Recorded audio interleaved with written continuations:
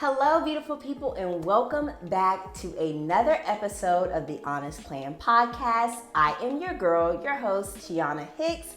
I am a certified financial educator and the founder of the Honest Plan, and I just love to pour into millennial women to teach you how to make and keep more money.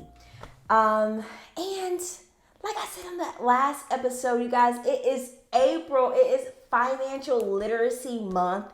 It's also my birthday. So before we even get into the episode, if you have been a faithful listener thus far, this is episode 5. So if you've been a faithful listener thus far and you have heard something that has touched you, resonated with you, you learned something, I would love for you to leave me a review on whatever you listen to the podcast, or even if you're watching on YouTube.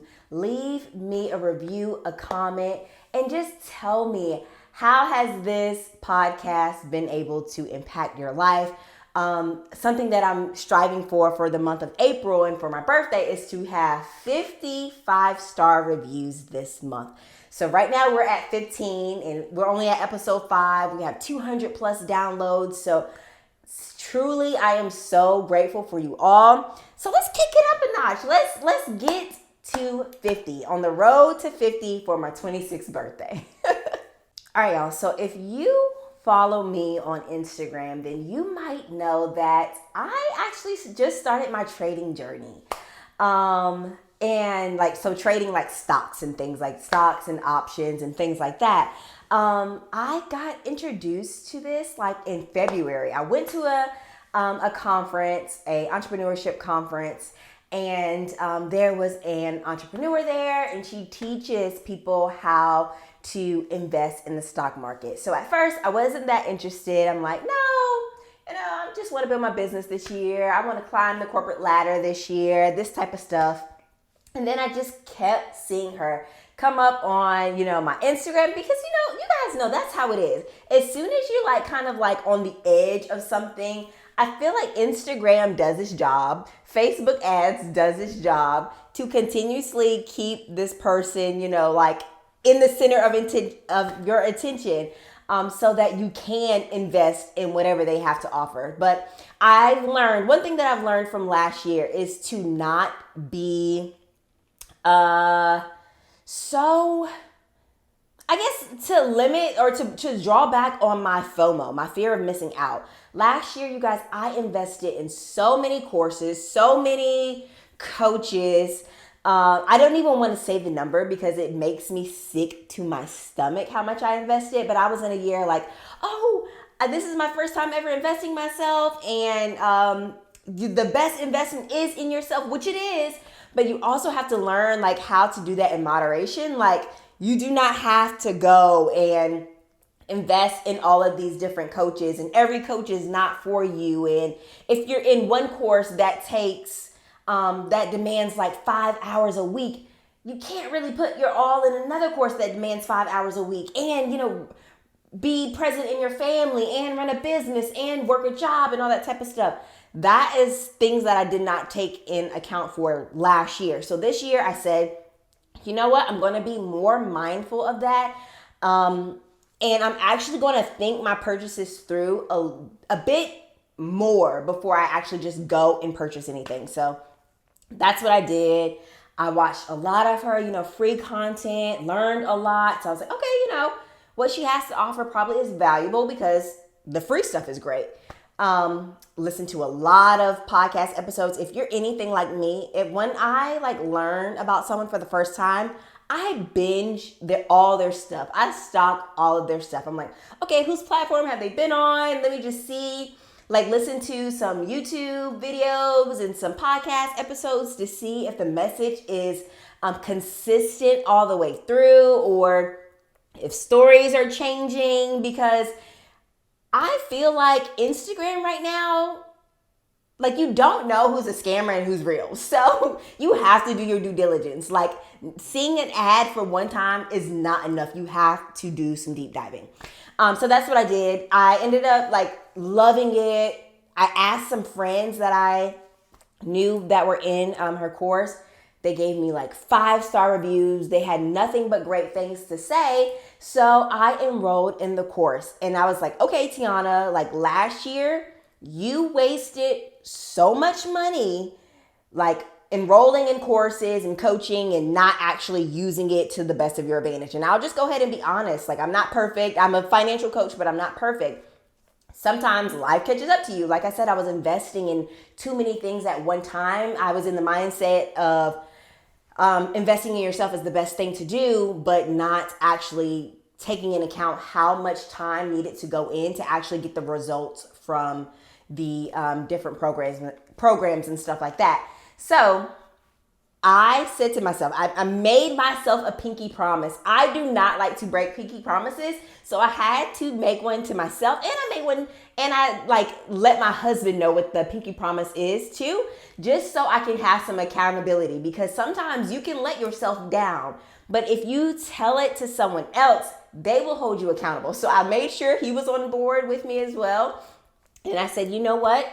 I am going to dedicate like my Saturdays and my Sundays, like all my free time, like on the time where I'm just like mindlessly scrolling on Instagram, or just doing things that are just not productive or not needle moving tasks, not income generating tasks.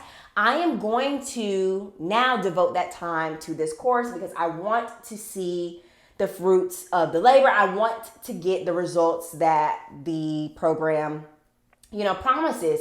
So I have done that, you guys. This is week 9, so I have officially gone through all of the material. And on Friday, you guys, this past Friday, I actually profited $4,000, a little over $4,000 in one day. And I share this story because I feel like on Friday, when this happened, my whole idea of money shifted, like completely shifted. And it ties into what we're going to be talking about today. Like common money mistakes that I see people have. And on Friday, when I saw profited $4,000, and when I thought about, okay, how long would it have taken me from my 9 to 5 to get that, a $4,000 check? Let's be honest, like I'm not like a high 6-figure earner. I have no problem sharing that. And so it made me like really sit down and think, how long would it have taken me in my business? Like, how many clients would I have to see? How many hours would I had to have put in? How many weeks at my job after tax and benefits are taken out and things like that? How long would it have taken me to do that same exact thing? And I was like, wow, it would have been like a lot of clients. Like if I'm like referring to my Paycheck to Pocket Club, or my one-to-one coaching, that would have been like 3 or 4 clients. It just makes you think about money totally different, because I feel like when I was brought up, I was conditioned to believe that money is an exact exchange for time. So I have to put X amount of time in. So let's say, for instance, I have to put in 40 hours a week in order to earn X amount every 2 weeks. And just going through this trading journey, it made me realize that that is not true. And there are so many ways for us to make money. And like, I really, really want this platform, any platform that I'm on, to shed light on all the ways that you can make money. So for me, my desire is not to climb a corporate ladder. And where I am right now, trying to figure out a way to put this, but where I'm at right now, I feel like I'm in a self-discovery type of phase. And I'm like, okay, I love what I do, like with my business, but what's next? What do I see? Where do I see myself next? And so I've been trying to figure that out, and like what type of offers do I want to be doing. And honestly, where I see myself is hosting conferences and being on a stage and being able to speak and pour into other like-minded women, and help women that are feeling stuck, that are feeling defeated, that are feeling like what I have right now is the best that I can do. I see myself on those stages helping those women.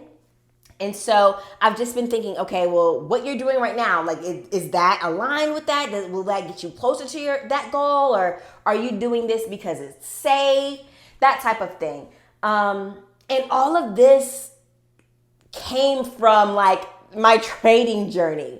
And so it made me like sit down and ask myself, well, goodness, like, you're a financial educator, and I don't think of myself as being perfect or knowing it all, but I'm like, well, what else? Like, what are some other things that I once believed that now I know that it's not 1,000% true? Or what are some things that people might be thinking when it comes to money and when it comes to their financial journey that may not be 1,000% true?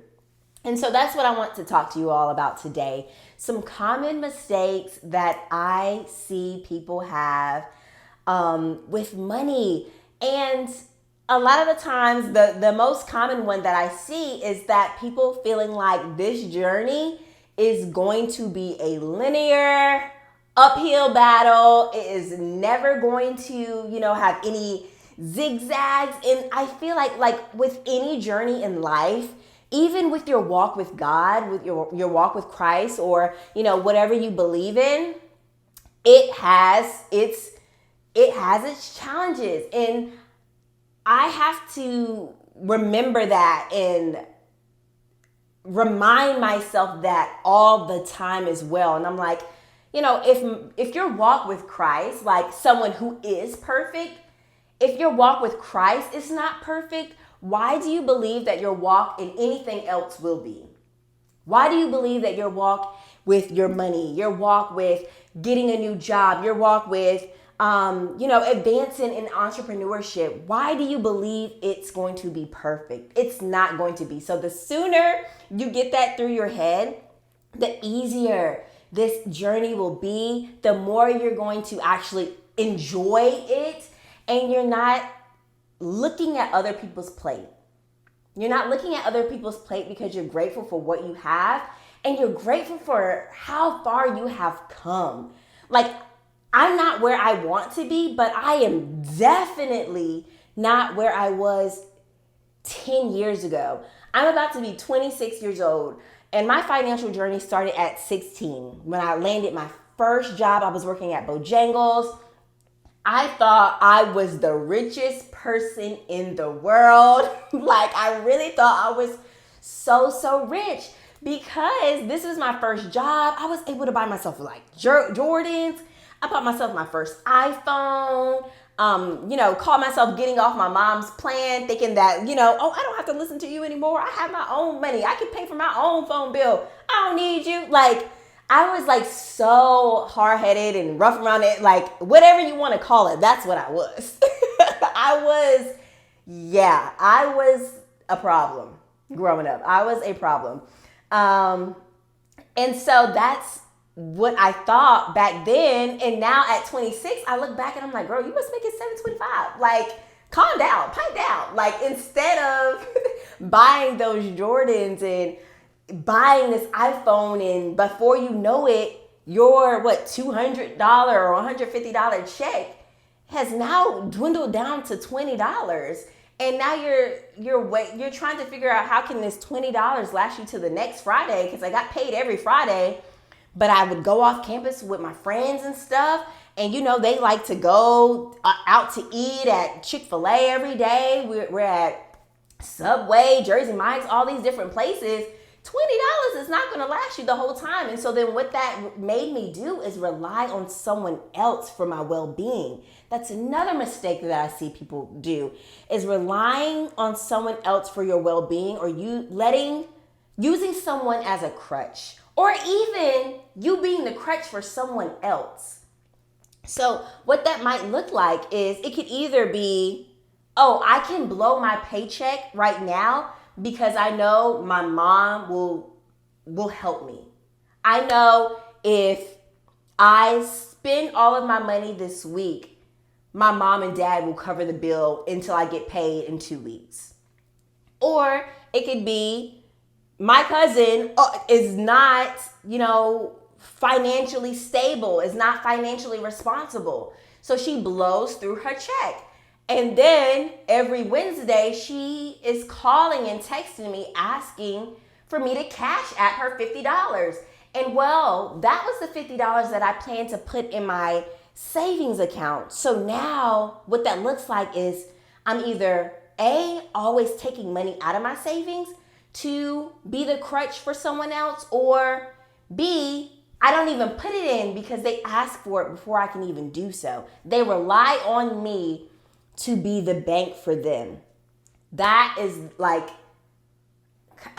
I feel like not the worst thing that you can do, but it can really put a damper on your journey, relying on someone else, because the moment that they show themselves to be not reliable, or not even that they're not reliable, that they're sick and tired of you asking, and they have goals for themselves, so they have to prioritize themselves, and they have to prioritize their own family or whatever. As soon as they do that, you're like, wait, what do I do next? Like, I've been so used to asking my mom and dad for things, and they've never said no, or they've never even asked me why. But now that I'm getting older, I'm having to explain to them what I'm doing with my money and why it's not lasting. And that's making me uncomfortable. Like, what can I do from here? And what I want you to do in this situation is to assess what is happening. What is happening? What's taking place in your life? And what are you doing with your money to the point where it's not lasting a full week? It's not lasting a full 2 weeks. Because sometimes the problem isn't that we're not making enough money, but we're just not doing the right things with the money that we have. We're not stewarding over the little things so that God will provide us with more. That's something that I've dealt with a lot. And even just starting my financial journey, I was under the impression that, like, once I graduated not high school, but college, I was like, okay, I can't save because I don't have enough money. And once I got a better paying job, I was still in the same situation. So I was like, wait. Is it me, or is it the job, or is it my bills, or is it, this or that? And I was always like, I was a professional finger pointer. I could point out all of the reasons why things weren't going right for me. And it was never my fault. It was never Tiana. Let's make that clear. It was never Tiana. It was always the bills, the job, my car, gas prices. It was always all of those things. But once I sat down and really printed out my bank statements and was able to figure out and see on paper, no, this is what's happening. Every time you get paid, you think that you need to go to Fashion Nova and purchase new clothes. Or every time you get paid, you think that you need to, get in the raffles for the new Jordans. And every time a new iPhone comes out, you think that you need the latest and the greatest thing. Why? Why do you need that? Why do you need that? Your phone that you have right now is working fine. Yeah, when Apple upgrades, you might have a couple of lags and stuff like that. Is it worth an additional, $50, $60 on your phone bill? Is the lag bothering you that bad for $50 a month? I really had to come at myself like that. Because if you don't, who will? You have to hold yourself accountable. If you don't, who will? I am quick, and I pour into myself, but I also I call it how I see it. If I am not doing the things that I said I would do, if I'm dropping the ball, I identify that and I call it for what it is. And I feel better doing that to myself than allowing other people to do it to me. I would rather just say, no, Tiana, this is not working because you're not even trying. I would rather say that to myself than to reach out to, family member for the 50th time in the last 2 months, and then they have to say it to me. And I feel like I got sucker punched, or I felt like they did me wrong, or I felt like they were disrespectful. And they weren't disrespectful. They were telling me what I needed to hear. So now, since it's harder for me to accept it from other people, I have those tough conversations with myself. And I have them often. I just had this conversation with myself this morning with like starting this podcast and doing what I said I would do. I'll just be honest right now. I feel like it's been challenging for me to do what I said I would do because I'm like, okay, no one's looking for me to do this, or I know I said it, but everybody forgot, so I don't really have to live up to it. And just by getting closer with God and doing devotionals and stuff and wanting to be better in my journey and more Christ-like. I know we can't be we can't be Christ, but we can be more Christ-like. I had to even say, like, if you say that you want to be more Christ-like and you want to be an image of God's grace and God's mercy and show and tell people how great he's been for you, why would anybody want to listen to you, want to follow what you say if you're not even consistent? Woo! I didn't even really have anything else to say back to myself because I talked to myself. I literally had to say that. Why would someone follow you? Why would someone plug into the things that you have to offer? Why would someone purchase your course and all these things if you can't even be consistent? If you can't get up and record a podcast and make sure it goes live Tuesday mornings and things like that, if you can't do that, why would anybody even want to be a part of your journey? Why would anybody want to be a part of your community? And I said, you know what, Tiana? You are exactly right. Let me get up. Let me get up, get dressed, and do what I said I would do. And that's what it might look like for you on your financial journey. Are you doing what you said you would do? Or are you like, yeah, I know I said this month I'm going to start saving, but these concert tickets just dropped. So yeah, we're going to have to postpone it to next month. Sis, you've been saying that since 2020. It's this month. It needs to be this month. Let's just, for real, it needs to be this month. It needs to be this month. And if it's hard for you to set aside the money and make sure that it goes where it needs to be, create systems, get organized with your money so you don't have to do all the heavy lifting. And I coach people to do this all the time. Create systems. If you are new on your financial journey, trying to do all the heavy lifting will have you drop the ball every single time. You need to have systems in place to make sure it's taking me out of the entire equation. Because if it's up to me, when I get paid, that $100 is going to go to a new dress and not my savings account. So let me just eliminate me and have my paycheck set up where it's automatically going to take the first 10% and put it in my high yield savings account. That's at an online only bank. It's out of sight, out of mind. I don't even have to do anything. It's there. It's there. And I get the statements once a month. I make sure everything is good. Or when I get paid, I just make sure, yep, it went there. Perfect. Close the app. Out of sight, out of mind. Having systems. So that's one of the, I don't even know what number we're on because I'm just listing things at this point, but that's something else that I see people struggle with is having systems in place to make this journey easier. It's not going to be a walk in the park, but there are things that you can do to make it easier, lighter. And that's one of them. Y'all, and I promise I am not coming at you. I just want all of us to win. And I feel like I have made my fair share of mistakes and I have coached women through their mistakes. So I'm like, let me just get on here and talk to my people, talk to my community, talk to my tribe about things that I see that in ways that we can avoid them.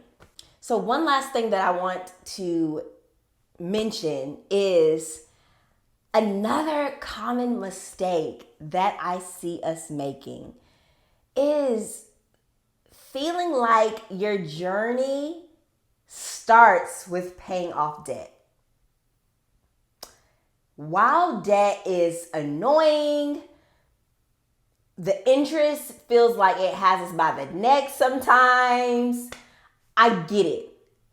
But I'll tell you the truth. It is better to save first than it is to just jump into paying debt. Because the reason why I say that is, let's say you start your journey and what you're focused on is paying off your debt. Oh, I just want to be debt free. I just want to be debt free. Then I'll save. What's going to end up happening, because accidents happen, emergencies come up. We're human. Things happen in our life. And by this age, we know that by now. So if anything were to happen, the same money that you just used to pay off your debt with or pay off your credit card, maybe you paid your credit card down $1,000 and something were to happen where, let's say, a tire blew and now that costs you $500 to buy a whole nother set of tires. If you had money in your savings for a rainy day and you understood that accidents happen, emergencies happen, you wouldn't be digging yourself deeper into debt because you have enough in your savings to cover it. So it might look like you pausing paying off some debt this month because you're having to take money out of your savings, and maybe if you want to replenish your savings, or if you're okay with, okay, I spent the $500, I'm still going to pay off more debt. But just making sure that you have a safety net in place before you start tackling debt. And I love to tell people at least a month of expenses. So either $1,000 or a month of expenses, whichever one is higher. So if your monthly expenses for just 1 month, and I mean like a bare bones budget. So like not a monthly expense that covers waxes and nails and haircuts and all that other stuff. No, bare bones. So let's say all your expenses covering your 4 walls. So meaning if I don't pay these bills, someone is going to come looking for me. So those expenses. And then let's maybe add on groceries, gas, and toiletries. Bare bones budget. Not all the splurge things. So either your 1 month of expenses saved or $1,000, whichever one is higher, go for that goal before you start just throwing all your money at debt. Because, and I'm not saying don't pay off your debt. I'm just saying the order in which you do it should be saving at least your first $1,000 or your first month of expenses, and then going to your debt so that you're not constantly paying off your card, putting money on there. Paying off your card, putting money on there. You don't want it to be a revolving door type of thing. You actually want to be able to see your progress. If you are paying off your card and then putting money back, like using it again right after you just paid it off, you're going to feel like, well, what am I doing this for? Why am I picking up these jobs? Why am I developing all these skills if nothing is happening? Like I still am kind of at the same balance that I've been at for the last year. And I don't want you to feel like that. So just make sure that you actually have a clear, concrete financial plan that you're working out and that it makes sense that you have a safety net that does not include a credit card that you're trying to actively pay off. So I hope this episode has been helpful. I feel like I've been a little all over the place, but I feel like it's been helpful. I don't know.